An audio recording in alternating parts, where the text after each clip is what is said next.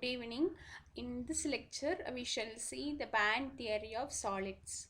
You could have seen that only copper is used in electrical wires, whereas wood is a good insulator, and we always call silicon as a semiconductor.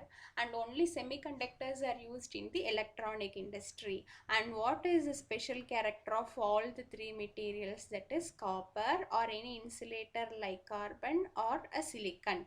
The reason lies in what is called as the energy band structure of these solids, and the theory that discusses about these characteristics of solids is what is called as band theory of solids, which is a core concept in solid state physics.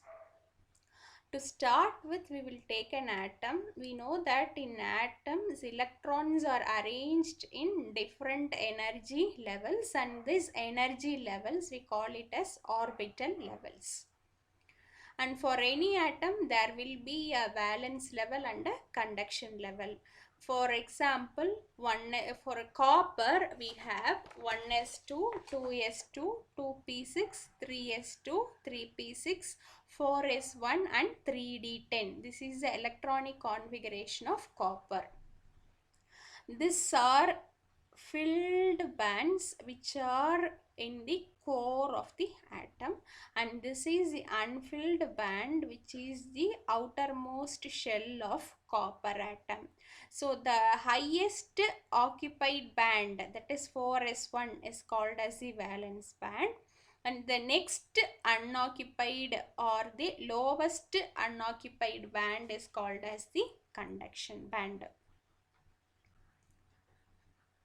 So when you have one atom, we will have completely filled inner levels followed by a valence level, which is the highest filled level, and followed by a conduction level, which is the lowest unfilled level in an atom. Whenever we say level, it means energy level of the electron in that particular atom.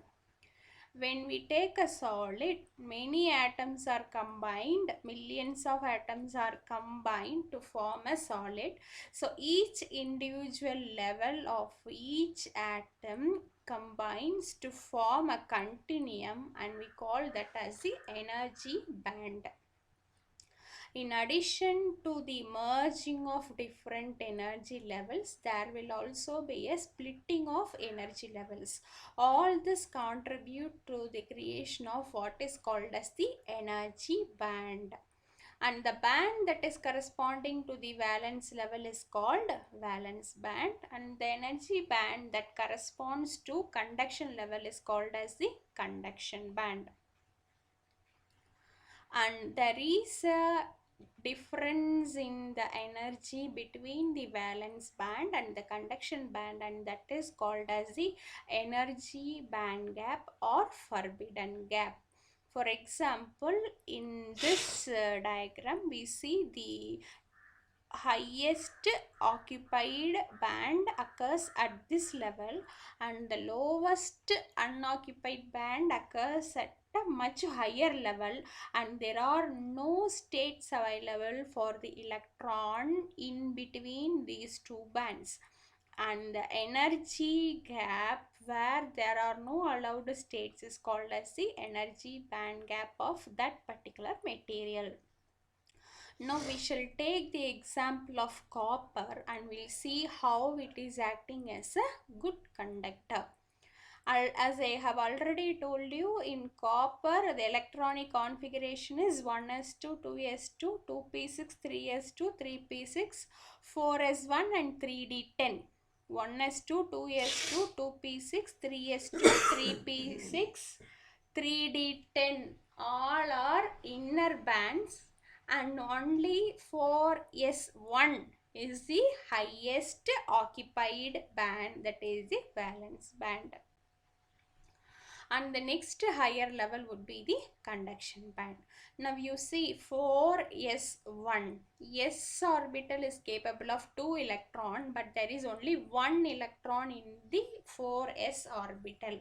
Means this 4s energy level is partially filled and it is partially empty.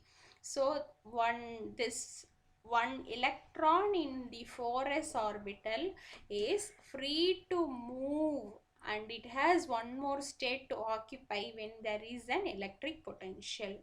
So whenever there is an electric potential, this one electron in the partially filled 4s level will contribute to the conduction of electricity. If you take some other material where we have two valence, in copper we have only one valence electron. There are some other materials in which we are having two valence electrons. In that case, when the valence levels are merging, it also happens that the valence band and the conduction band are merging together without any band gap. Such materials are also good conductors of electricity. So there are two possibilities for a material to be a conductor. One, either it should have partially filled valence band, or it should have a merged valence band and conduction band. When we have a valence band and conduction band merged together, this valence electrons will have lot of opportunities to move under the action of the electric field. Now we understood that why copper is a good conductor of electricity. And what is the band structure of copper? In copper we have partially filled valence band and completely empty conduction band.